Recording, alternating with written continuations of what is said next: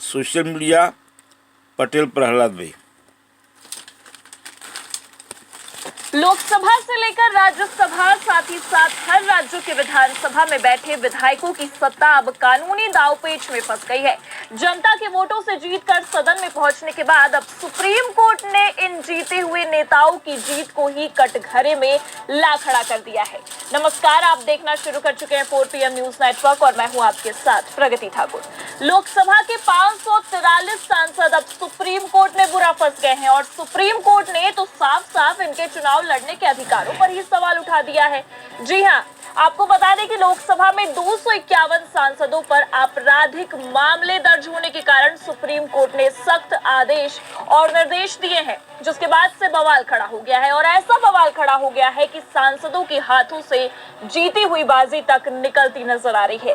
तो कैसे supreme court ने एक ही झटके में जीते हुए विधायकों को हार की कगार पर लाकर खड़ा कर दिया है, ये भी आपको बताएंगे। साथ ही साथ क्यों लोकसभा से लेकर राज्यसभा और खासकर हर राज्यों के विधानसभा में बैठे विधायकों की सत्ता अब कानूनी दांवपेच में फंस गई है, उस पर भी आएंगे। लेकिन उससे पहले आप ये खबर देखिए। खबर दैनिक भास्कर ने बकायदा बिग हेडलाइन में छापी भी है। लिखा है, सुप्रीम कोर्ट बोला कानून तोड़ने वाले कानून कैसे बना सकते हैं, अपराधी सरकारी नौकरी नहीं कर सकता तो दोषी नेता चुनाव कैसे लड़ सकता है। तो एक तरह से सुप्रीम कोर्ट ने केंद्र सरकार पर ही तंज कसते हुए तल्ख टिप्पणी कर दी है और साफ साफ कह दिया कि कानून तोड़ने वाले ही कानून कैसे बना सकते हैं। और तो और ये भी सवाल किया है कि जब अपराधी सरकारी नौकरी नहीं कर सकता है तो दोषी नेता कैसे चुनाव लड़ सकता है। और इस मामले को लेकर कोर्ट ने केंद्र सरकार से 3 हफ्ते में ही जवाब मांगा है। जी हाँ, देखिए आगे खबर में क्या लिखा है। क्या दोषी सांसदों और विधायकों के चुनाव लड़ने पर हमेशा के लिए बैन लगना चाहिए? सुप्रीम कोर्ट ने इस मामले पर सुनवाई के लिए तैयारी कर ली है। कोर्ट ने सोमवार को केंद्र सरकार और चुनाव आयोग से इस पर 3 हफ्ते में जवाब मांगा है। कोर्ट ने कहा है कि अगर केंद्र सरकार और चुनाव आयोग तय समय में जवाब नहीं भी देते हैं तो वे मामले को आगे जरूर बढ़ाएंगे। कोर्ट ने अगली सुनवाई 4 मार्च के लिए निर्धारित की है। कोर्ट ने कहा है कि दोषी नेताओं पर केवल 6 साल तक चुनाव लड़ने पर प्रतिबंध लगाने का कोई औचित्य नहीं बनता है। अब आपको बता दें कि एक तरह से सुप्रीम कोर्ट ने इस मामले पर जस्टिस मनमोहन और दीपांकर दत्ता ने केंद्र सरकार को ही फटकार लगाई है और साफ साफ कहा है, अगर किसी सरकारी कर्मचारी को दोषी ठहराया जाता है तो वो जीवन भर के लिए सेवा से बाहर हो जाता है। फिर एक दोषी व्यक्ति सांसद कैसे बन सकता है, संसद में कैसे लौट सकता है? कानून तोड़ने वाले कानून आखिरकार बना कैसे सकते हैं और कानून बनाने का काम कैसे कर सकते हैं?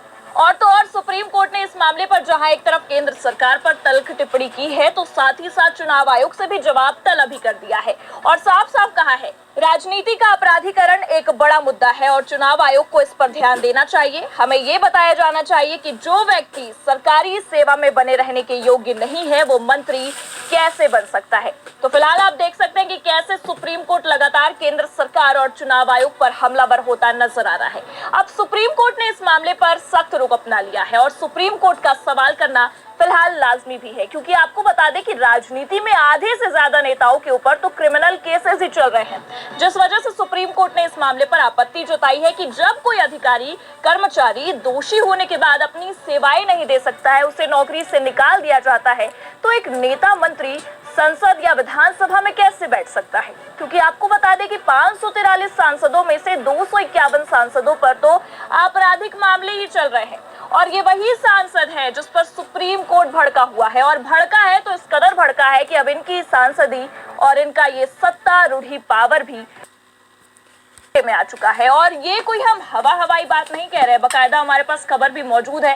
नवभारत टाइम्स ने खबर छापी भी है और खबर में बकायदा लिखा भी हुआ है, लोकसभा के 543 सांसदों में 251 पर आपराधिक मामले, केरल के तो 20 में से 19 MP पर क्रिमिनल केस। तो ये 251 सांसद अब सुप्रीम कोर्ट की रडार पर आ चुके हैं। देखिए खबर में आगे क्या लिखा है। सुप्रीम कोर्ट में सोमवार को राजनीति के आपराधीकरण पर एक रिपोर्ट पेश की गई। इस रिपोर्ट में बताया गया कि 543 लोकसभा सांसदों में से 251 पर आपराधिक मामले दर्ज है। इनमें से 170 सांसदों पर तो ऐसे गंभीर अपराधों के आरोप है जिनकी सजा 5 साल या उससे ज्यादा की कैद हो सकती है। ये रिपोर्ट अलग अलग हाईकोर्ट से मिले आंकड़ों पर आधारित है। इसे एमिकस क्यूरी और वरिष्ठ वकील विजय हंसारिया ने जस्टिस दीपांकर दत्ता और जस्टिस मनमोहन की पीठ के सामने पेश किया है। अब आपको बता दें कि इस रिपोर्ट के मुताबिक और इस रिपोर्ट में जो आंकड़े दिखाए गए हैं उसके मुताबिक केरल के 20 में से 19 सांसद, तेलंगाना के 17 सांसदों में से 14 सांसद, ओडिशा के 21 में से 16 सांसद, झारखंड के 14 में से 10 सांसद, तमिलनाडु के 39 में से 26 सांसदों पर आपराधिक मामले दर्ज है। और इतना ही नहीं, आपको ये भी बता दें कि उत्तर प्रदेश, महाराष्ट्र, पश्चिम बंगाल, बिहार, कर्नाटक और आंध्र प्रदेश जैसे बड़े राज्यों में भी लगभग 50% सांसद आपराधिक मामलों का सामना कर रहे हैं। और आपकी जानकारी के लिए बता दें कि हरियाणा के 10 सांसद और छत्तीसगढ़ के 11 सांसद में एक सांसदों पर आपराधिक मामले दर्ज है।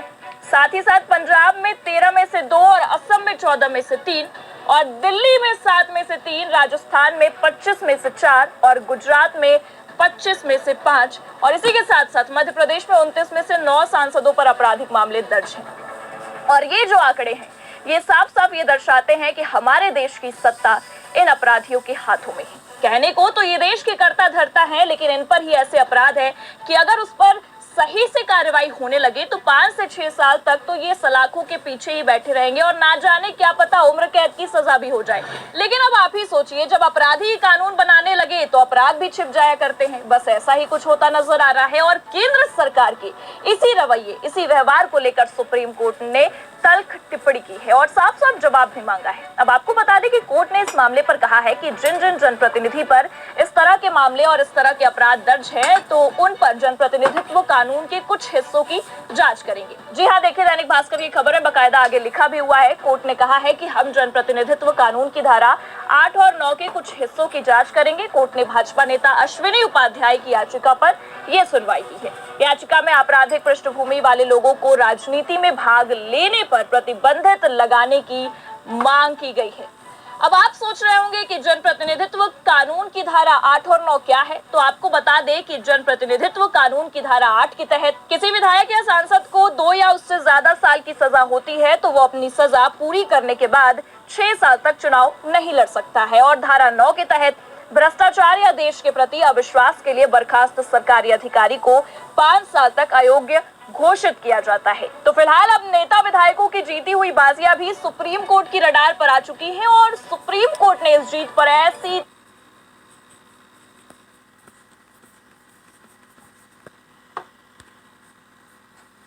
तलवार लटकाई है कि आने वाले समय में जो सुनवाई होनी है उससे 251 सांसदों की सांसदी भी खतरे में जाने की संभावनाएं नजर आती हैं।